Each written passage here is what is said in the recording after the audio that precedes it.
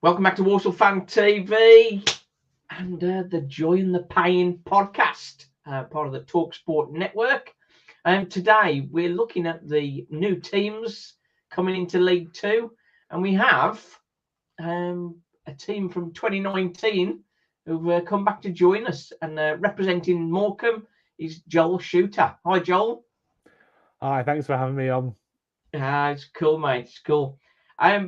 Morecambe got into League One for the first time in 2019. Derek Adams, big part of that.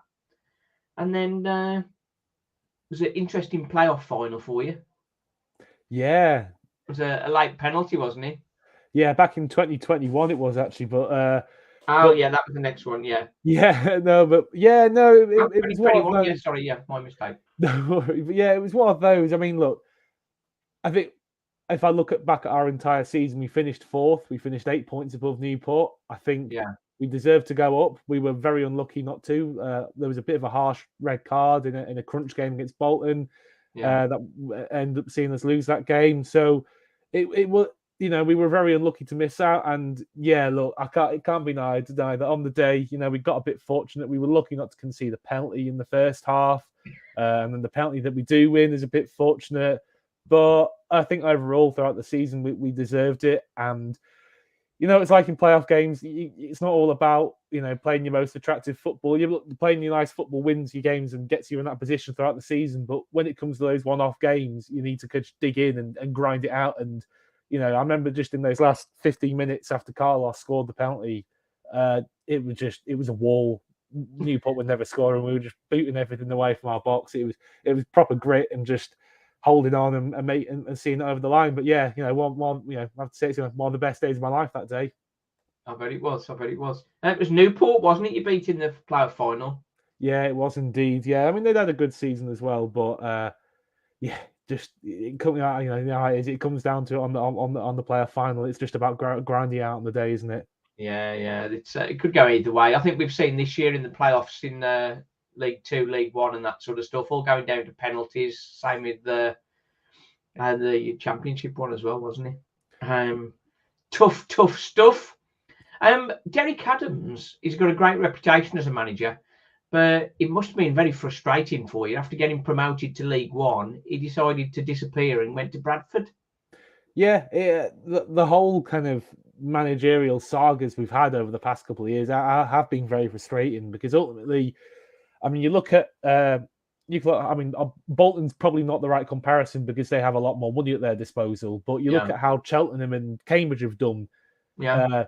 Cheltenham have Michael Duff and keeping the kind of nucleus and the kind of the style of the side together. Cambridge with Mark Bonner, obviously. And when you're a club like ourselves, like Cheltenham, like Cambridge, when you kind of maybe punching above your weight a little bit and trying to be aspirational, the thing that I think the thing that really makes you able to achieve those heights is an element of kind of consistency with your manager and there being a kind of an overall plan that is implemented. And obviously with Derek leaving a few days after promotion and a new manager coming in he's got his own ideas and wants to put his own philosophy on things, that makes things a really hard thing to gel. And then obviously a few months later in February of our first season back in League One, Stephen Robinson leaves and and Derek comes back and it's just, Stephen starts to put his stamp on the squad, and then Derek comes back, and Derek's got other ideas about how he wants to play, and then there's not a right or wrong. It's about being consistent in your approach, recruiting for a manager, having all the players who are on board with the manager's plan, having players that the manager actually wants, and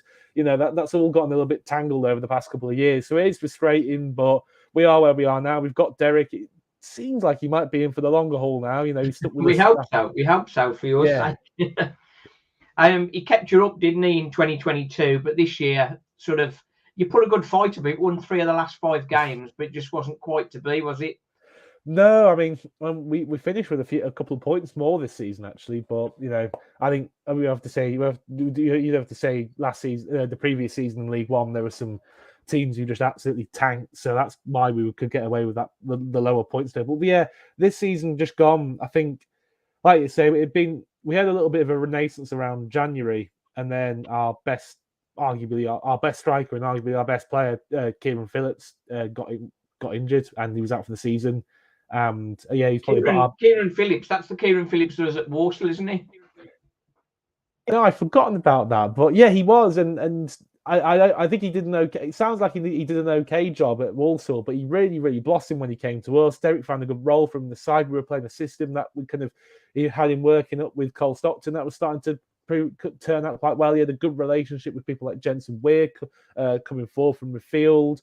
And then he gets injured, and it was gutting, absolutely gutting. And I think we probably would have stayed up if that hadn't have happened. But yeah, we had a bit of a dip after that. We were trying to rearrange things, work out, how we wanted to attack again. And then we've had a bit of a resurgence with Cole hitting a bit of form towards the end of the season. But yeah, not quite enough. And it's frustrating because if we won on the final day, we would have stayed up. But it is what it is. Well, Cole Stockton scored 2, didn't he? But Exeter beat it 3-2, didn't they? That was a heartbreak. But I think as it happened, I think Cambridge won as well, didn't they? So that sort of just on goal difference, you'd have probably struggled. If we won, we would have been a point above Cambridge, I think. So we would have stayed up. Yeah. Oh yes. So it was MK Dons drawing with Burton that would have kept us up if we won. I mean, it was a weird one really with Exeter. I mean, we traveling down the night before. And then in the morning before the game, it was a noon kickoff, and we brought 800 down to Exeter. It was amazing. There was such an atmosphere, but it just looked like the players seized up a little bit. They weren't grooving on the pitch. It just was very tight, and Exeter deserved to win the game. 3-2 flatters us, I think. It was 3-1 with about a minute left, and then Cole got a consolation. So okay. Yeah, it wasn't really like a last-minute heartbreak defeat, or we were pushing. It was just we just weren't at it at all that day, and it was like we ran out of steam. The occasion maybe got to us a little bit, but it was gutting. But yeah, the damage is done throughout the season, isn't it? So what did you make of League One compared to League Two? Is it a big difference, you think, or not much? Yeah, loads different. Like loads different. Like. I mean, you look at some of the teams at the top of the league that we've been competing against. Ipswich and Plymouth and Sheffield Wednesday, Derby this season as well. Yeah, big clubs there. Barnsley. Like there's some really good teams, and just the sheer quality of player. There's some really good managers at the top there as well, and just the way they play, the technical ability, the way they can possess the ball and attack and hurt you. Just with speed and efficiency and clinicalness, you just it's a vastly different world to League Two. I mean, it's been a privilege to see Morecambe up against these sides, and it's been really exciting. And we've had a couple of great days when we're beating Sheffield Wednesday in our first season, 1-0 at home. That was amazing, but at the same time, a lot of the time you do take a bit of a pummeling, so it's a bit disheartening. Oh, that's it. I think a few years ago, when I say a few years ago, it was sort of like around about early 2000s, Walsall were in the Championship. And it seems like the quality that we came across in the Championship, it seems like that in League Two now, or in League One almost. Yeah, I mean, I was a little bit young in the early noughties, to tell you the truth, so I can't really remember. But I was a bit on the younger side. But yeah, the quality is just shot through the roof, and I think it's one of the most bizarre divisions just to look at. At the bottom, like last season, we've had us, Forest Green. I know they've got a lot of money, but they're still a very small club, and Accrington and Cheltenham and Cambridge and Burton, who've done amazingly to be at the level that they've continued to be at for a long period of time, and obviously the two seasons in the Championship. And then you look at the top of the table, you've got Sheffield Wednesday, UEFA Cup winners, Ipswich. Just look the sides that you're competing against. It's absolutely it's mental. It's crazy. It's good to be in there, but I say down to reality sort of thing, I suppose, for Morecambe back into League Two. Financially, things have got a bit tough for you, haven't they? Cole Stockton, he's been released, hasn't he, at the end of his contract, or not been offered a new contract, and you're down to 6 players. My latest information, is that correct? Yeah, so I think it was with the whole transfer saga last season, regardless of what, if we'd had lots of money and it would have taken a very, very large amount of money to make Cole Stockton stay with us in League Two. So I think it was always, regardless of our situation being a little bit a little bit more tricky than we obviously like it to be. But I think regardless, I think he was always off. But yeah, it's been difficult with all that. Obviously, there's been a protracted takeover move that just wasn't moving, and it wasn't going to, and I don't think it ever was going to move, and that's led to kind of a bit of stagnation and a bit of confusion with what the budget was going to be for next season. So that's why all the players we weren't able to offer any contracts out, and we've already had a couple of people that we would have loved to have kept, like Liam Gibson, gone to Harrogate. So it's a bit gutting to lose some of those players. But I know it's been announced recently that we've got our owners have promised some kind of support package that will bolster the wage budget a little bit. I don't think it's going to be a massive wage budget, and obviously, you're competing with the likes of Wrexham, and even Wrexham and Notts County coming up from nationally, Stockport, Bradford. Yeah, we're thinking of that as well for Walsall. Yeah, exactly. So we're not going to be near the top end of the budget. At the same time, it's nice that it sounds like it's been padded out a little bit, and it'll be something that Derek can work with. And as you've alluded to already, he's a fantastic manager at this level. So I have every faith. Yeah, that's. I think together a decent side. Sometimes, particularly in League Two, it's the managerial nous to change tactics at the right moment and that sort of thing. And Derek Adams will probably help you with that. Things got very bad for you. I think in March, the players were paid late, weren't they? So financially, you've got some challenges, and down to 6 players. One of the players that remains, Max Melbourne, he was on loan at our place. I thought we did all right with him. How did he cope with League One? It's hard to say really, because he tore his hamstring about 3 or 4 games in, and has been struggling with it for the whole season. I mean, it kept him out until. So yeah, he haven't really had much of a chance, and when he has gotten into it, and then he's kind of come back, he's gotten a little bit into his rhythm after a couple of games. Started 2 games in the week, and his hamstring's gone again. So he's a player I don't really want to go and put a big opinion on. He's had a couple of good games. I remember he properly shut down Connor Bradley when we played Bolton at home, which is impressive because Connor Bradley's a fantastic young player. And he did a good job against Port Vale, I remember, when he came back as well. But it's hard to judge a play when, they've been that unfortunate with injuries, and it's just kept them out for so long. So we'll hopefully, this summer gives him a chance to recover, and obviously he's proven himself a bit in League Two already. So, fingers crossed. So with the 6 players, or rather 5 plus an injured one, where are you going to get all your players from? Is that going to be a non-league? Players coming through you're going to use, perhaps? What do you think? I mean, there might be 1 or 2 from non-league. The thing is, I don't think we've really. I mean, we'll be looking at out of contract players. Derek, I don't think he's really done much dipping into the non-league markets, to be honest. From what I can remember, there'll be a few loan players padding it out. I mean, to be honest, the players that we do have contracted, they're good players. Farron Rawson, Jacob Doe, that's an incredibly good centre-back partnership at League Two level. Don Love will be good in League Two, I reckon. Jake Taylor, he unfortunately struggled with injuries last season. Hopefully that'll be behind him, because he's on his day. He's probably one of the better creative midfielders in League Two at this level. So, and we've got Adam Mayer, who's a youngster who's come through our academy. He is he's on the full contract now because we tied him down because he's really, really good. He'll probably be one of the better wingers in League Two, to be honest. So we've got the 6 players we do have are actually really quite good. It's just there's not very many of them. As you say, with two of them with injury concerns and that sort of stuff. What's your hopes for next season? Oh, I'd love to finish about 14th or something. I don't really want a promotion push. I'm tired. I'm tired of all the excitement and anxiety. I just want to pop. We've had relegation scraps from the Jim Bentley for however many seasons. Derek's come in, taken us out of a relegation scrap, thrown us straight into a promotion season, and then we've had 2 seasons scrapping at the bottom of League One, and now we're back in League Two, and I just want to finish mid-table. That said, if we make a promotion push, great. But I'd hope once Derek gets on with his recruitment, which I'm sure he's doing at the moment, and we get a few players in, and hopefully confidence will start to build, and we will be able to put together a decent side. And I think a consolidation season would be nice while we sort out the ownership issues as well. A bit of stability, as you say, a bit of stability. I think it is. League Two is quite a difficult division. You have got the footballing sides in there, and there is some big money teams in there as well. And but then Stevenage did it the rough and ready way, and upset a lot of people, and got themselves promoted. So it'll be interesting to see how they do in League One. But I think for Morecambe, I think trying to stay up is probably going to be the one, because it is possible with sort of limited finance, you could struggle next year.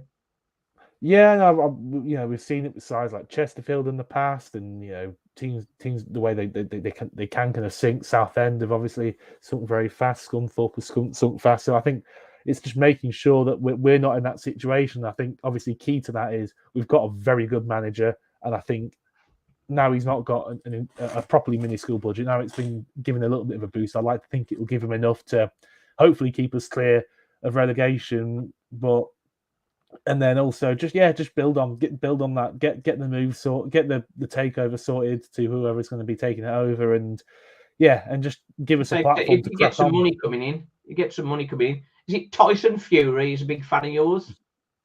He's a big fan of Morecambe, the area. He owns the gym and the pitch, couple of the 3G pitches behind the ground. But and obviously he did speak about it on the radio many months ago. Now he did speak about it on the radio about potentially being interested in buying the club. However, this is apparently absolutely not true. He has actually since revealed that he actually isn't that interested at all, and he just did it for publicity. I think to buy a football club, you need really deep pockets, don't you? I think whatever level you play. It's funny enough, on the channel this afternoon, we're talking to Hensford's new chairman, Hayden Dando, because they were sort of pretty much going to drop out the league. But he sort of came back in, and we're going to be talking to him later. So the finances in the National League and the lower leagues still, it's still plenty of money about, isn't there? Yeah, no, there is money about, and it's just about making sure that you've got somebody who does have the resources, but also the right intentions and the right know-how to run a club. We're fortunate that we've got a very, very good board of directors at the club, and really, I think anybody who's coming in just needs to look at the board, look at the job that they do, and think, you know what, I just need to give them a bit of support and let them do what they do. Yeah, I don't think a megalomaniac would be very helpful.